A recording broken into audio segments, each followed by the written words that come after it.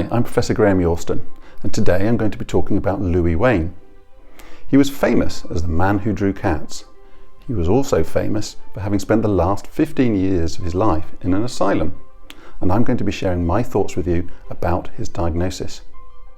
If you don't know his name, you'll almost certainly have seen his pictures. His cats are engaging and endearing, and more human than many humans. He drew and painted thousands of cats over the course of his long artistic career, and his work was so influential it actually changed the way people thought about cats. Before Louis Wain, cats were tolerated as working animals that were used for controlling mice. After Louis Wain, they became pets. Unlike so many artists, he achieved fame in his own lifetime. He should have been wealthy and enjoyed a life of ease, but instead he lived out his days in Knapsbury Hospital, lost in his thoughts, but still painting almost to the end. The new film about him, The Electrical Life of Louis Wain, starring Benedict Cumberbatch, perfectly captures his quirky eccentricity, his odd ideas, and his descent into madness. But I wanted to find out more about his mental illness. I was expecting to be overwhelmed with information on such a well-known artist, but there is actually very little that is easily accessible. Lots of pictures, and I mean lots, but only a few brief articles by psychiatrists who never met him, speculating about his diagnosis. One said he had schizophrenia, one said he had Asperger's syndrome or high-functioning autism. Some said that the gradual loss of his sanity can be clearly seen in the increasingly abstract nature of his cat pictures as his illness progressed. This is the sequence of pictures leading to this conclusion. Convinced? Well, others said, nonsense, none of the pictures in the sequence is dated, and he painted in a variety of styles throughout his life. The so-called wallpaper cats, which to me look more like acid trip cats, simply recall the patterns in his mother's fabrics. They can't all be correct, so who's got it right? Going back to the original hospital case notes would help, but the problem is that in England, medical records remain confidential for 100 years, and as Louis Wain only died in 1939, his notes will not be available for some time yet. We therefore have to rely on the only biography available, written by Rodney Dale in 1968, which contains comments on his mental illness written by a Dr. David Davis. But let's begin at the beginning. Louis Wain was born in 1860 in Clerkenwell, London, once a notorious brothel area, but by this time an area of light industry and clockmaking. His father was a textile trader and his mother a textile designer. His father was from a well-to-do family, but in his 20s he converted to Roman Catholicism, so his father promptly disinherited him. This raises interesting questions about his father's mental health. He may have simply been swayed by the intellectual debate of Tractarianism at this time, but religious conversion is also common in people in the early stages of a psychotic illness. Louis was the eldest of 6 children and the only boy to survive. None of his 5 sisters ever married, and the whole family was considered to be rather odd in appearance and manners. In her late 20s, his youngest sister Marie started showing signs of mental illness and was sent to a private mental home for a year. When she returned home, she was even more unmanageable. She would laugh out loud and talk to herself incomprehensibly. She had delusions of having leprosy and wouldn't let anyone come near her. She was certified as insane in 1901 and admitted to St Augustine's Hospital near Canterbury in Kent, where she died 12 years later. She was given a diagnosis of primary dementia, reflecting the prevailing view of schizophrenia at the time as a form of dementia beginning in youth. The family never spoke of her. Louis was born with a cleft lip, and apparently on doctor's orders he did not start school or any form of education until he was 10 years old. He spoke later of having recurring dreams in childhood of living for hundreds of years and seeing thousands of mental pictures of extraordinary complexity. These recollections were dismissed as unimportant by the psychiatrist writing in his biography in 1968, an era in psychiatry that was just beginning to emerge from the suffocating dominance of Freudian psychoanalytic thinking. They are of greater interest to me as a more biologically minded psychiatrist, as they may reflect the differences in time perception and responses to complex fractal type images seen in people with both autistic spectrum disorders and schizophrenia. Louis usually used his left hand, but could write and draw with both hands at the same time, and could mirror write at the same speed as normal writing. He felt he had an acute mathematical faculty and was very sharp and capable of reasoning out things in a very concise way. In reality, his terrible financial sense and rambling writings would suggest otherwise. Louis developed scarlet fever at the age of 9. This is now an uncommon and easily treated infectious disease of childhood. But in the 19th century, there was a worldwide pandemic in which successive waves of ever more virulent strains of the Streptococcus bacterium wiped out countless children. It was one of the commonest causes of death in childhood in the 1860s, so would not have been taken lightly by his parents. He started at a school in Hackney, but then went to St Joseph's Academy in Kensington, a Catholic school founded by the Christian Brothers in buildings designed by Augustus Pugin, the pioneer of the Gothic Revival style of architecture, who also designed Big Ben.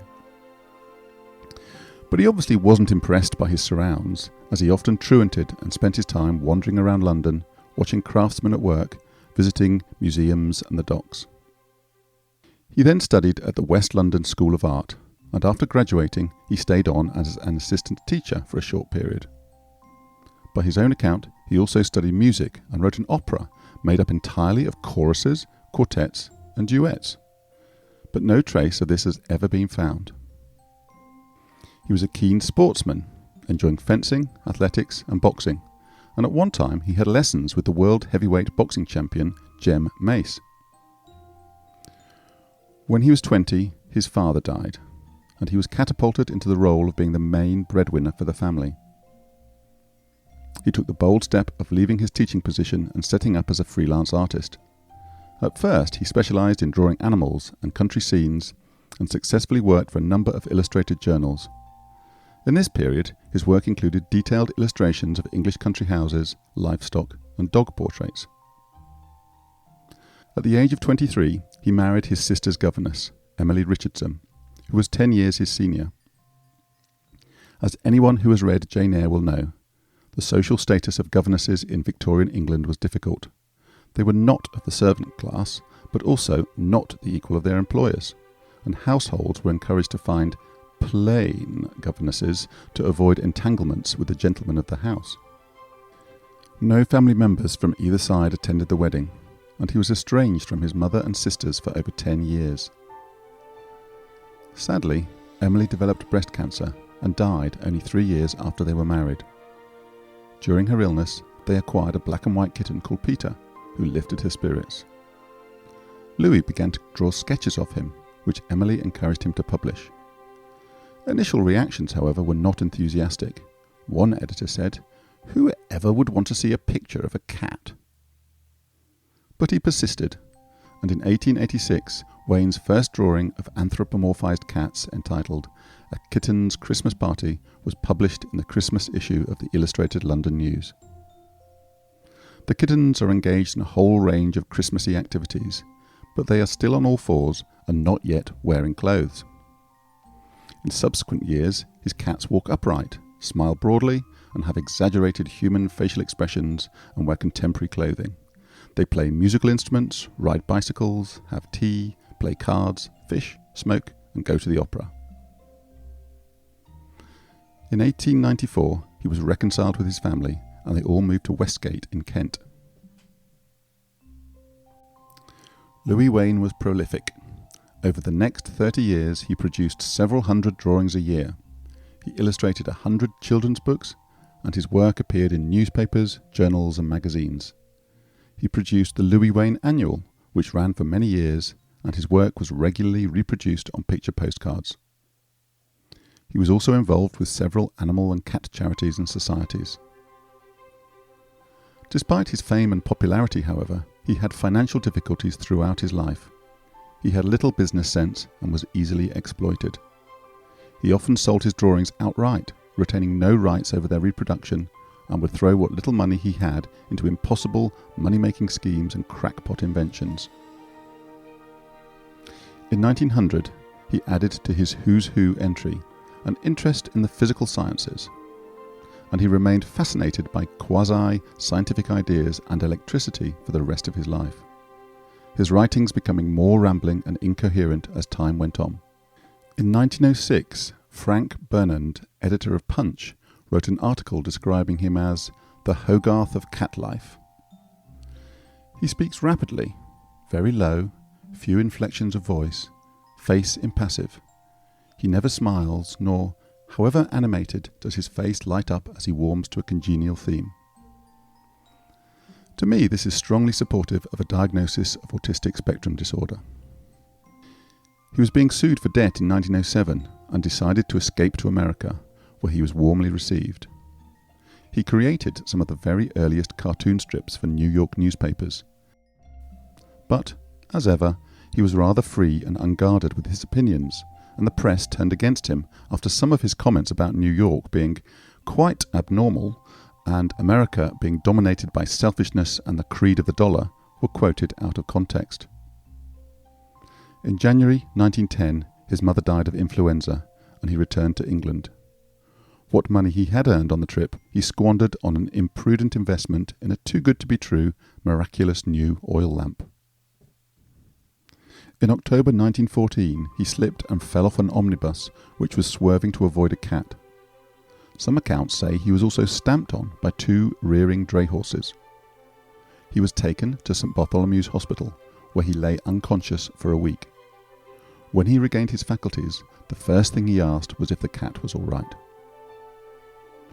The relevance of this accident to his breakdown 10 years later was dismissed by the psychiatrist writing in his biography, but we now know that a brain injury resulting in a prolonged period of unconsciousness carries a significant risk of permanent brain damage and also of developing psychotic symptoms, including hallucinations and paranoid delusions that are almost indistinguishable from the symptoms of schizophrenia.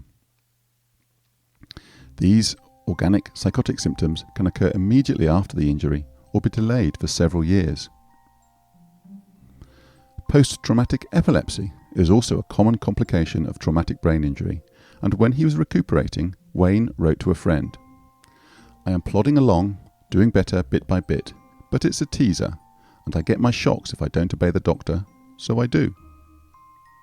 Although it is not clear what he meant by shocks, it is possible that this was a euphemism for epileptic fits, as he would have wanted to avoid the E word, as there was enormous stigma about epilepsy at the time, linked to theories of moral degeneracy, and it was still commonly believed that you could catch epilepsy from seeing someone having a seizure. As the First World War progressed, there was less demand for Louis's work, partly because so much of it was available to publishers free, and the Wain family began to fall into debt and poverty, such that he would routinely pay for goods and services with pictures of cats. In 1917, the family moved to Kilburn in North London. His sister Caroline died in the first wave of the great influenza pandemic, which went on to claim up to 100 million victims. His mental health then began to decline. He started to believe that his surviving sisters had been responsible for Caroline's death, and he became increasingly hostile to them, while still preserving an outwardly normal facade to the wider world. He accused his sisters of stealing from him and selling his effects. He began to claim that groups of spirits were going out and projecting currents onto him, so that he was full of electricity, and he became increasingly preoccupied with spiritualist ideas. He isolated himself in his room and would move furniture around at all times of the day and night. He would wander around outside in the middle of the night, leaving the front door wide open. On one occasion, he grabbed his sister Claire by the throat and pushed her out of the house. On another, he pushed a different sister towards the stairs when she tried to stop him moving a picture. He wrote abusive letters about his sisters to his friends, and by June 1924, his sisters could no longer cope with his erratic and violent behaviour, and he was committed to a pauper ward of Springfield Mental Hospital in Tooting. He told doctors that he had been bothered by spirits day and night for the previous 6 years. He complained of his sister's maltreatment and spoke of having magical powers of being able to heal others by electricity. A year later, he was discovered on a routine inspection visit of the hospital by Dan Ryder, a bookseller and literary intellectual, and a charitable fund was set up to help him. The publicity and personal intervention of the Prime Minister Ramsay MacDonald allowed him to be transferred to a private room at the Bethlehem Royal Hospital in Southwark in August 1925. He still harboured extravagant ideas about science, health and politics, but he continued to draw. He was reclusive and he didn't like male attendants, and he still expressed paranoid delusions about his sisters. When the hospital relocated to its new site in 1930, he went instead to Knapsbury Hospital in leafy Hertfordshire, north of London. Knapsbury had pleasant grounds and a colony of cats, and he seemed to live his first few years there in peace and relative calm. He continued to express delusional ideas about being acted on by electricity, other agencies, and icicles, and slowly became less in touch with everyday life. He would make mistakes in identifying people, rapidly tire when talking, and then lapse into incoherence. It was said that he was starting to show the signs of senility, or what we would now call dementia. But his erratic mood swings largely subsided, and he continued drawing for pleasure. He would draw cats and paint landscapes for staff and visitors. His sisters would visit and take away pictures to sell. All he ever asked for in return were oranges or bananas, sweet biscuits, and one of his favourite female attendants baked him rock cakes. He was always cold and hated undressing and bathing. He would sleep in his coat and boots if he had the chance, and would splash water in his eyes and say he had washed. He would get angry if anyone touched his paintings, which he put under his mattress for fear of having them taken off him. At times he would shout for the police and then bark like a dog. At the age of 76 he had a stroke, which affected his speech and caused weakness in his right arm and leg. But 4 days later he was writing and drawing with both hands again. Over the next few years he became physically frail and gradually painted less and less. In May 1939 he was confined to bed, possibly after suffering another stroke. He was incoherent and shouted when approached by staff for personal care. He died on the 4th of July 1939 and was buried in his father's grave at St Mary's Roman Catholic Cemetery in Kensal Green, London, along with 4 of his sisters. So what are the various theories regarding the nature of his illness? Did he have Asperger's syndrome or schizophrenia? Or maybe an organic psychotic disorder caused by his brain injury? The psychiatrist writing in 1968 was in no doubt that Louis Wain had schizophrenia, but he also acknowledged that he had a schizoid personality before the onset of his psychosis, as he was shy, humourless, and tended to digress into minor matters. Diagnosing Asperger's syndrome wasn't an option in 1968 because, although Hans Asperger's work on autistic children dates back to the Second World War, it wasn't well known in the UK until Lorna Wing proposed naming the clinical syndrome after him in 1981.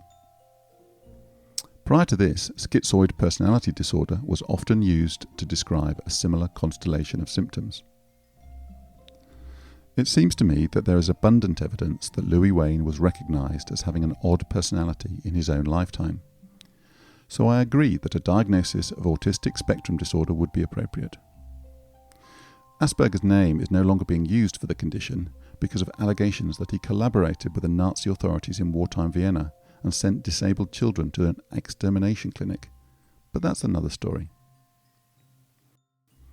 I think it is possible that his fall from the omnibus and brain injury may have led to an organic psychosis. But with the family history of his sister also being affected by a similar illness, I agree that it is more likely that the illness he developed was schizophrenia, the symptoms of which remained with him until old age and cerebrovascular disease set in his 70s.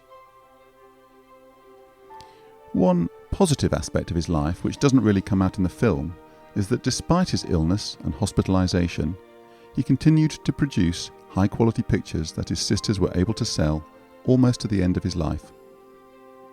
Schizophrenia can be a terrible illness, but people can still find pleasure and meaning despite all it throws at them. And as for his autistic spectrum disorder, well, he wouldn't have been himself without his unique way of looking at the world. So is it a disorder at all?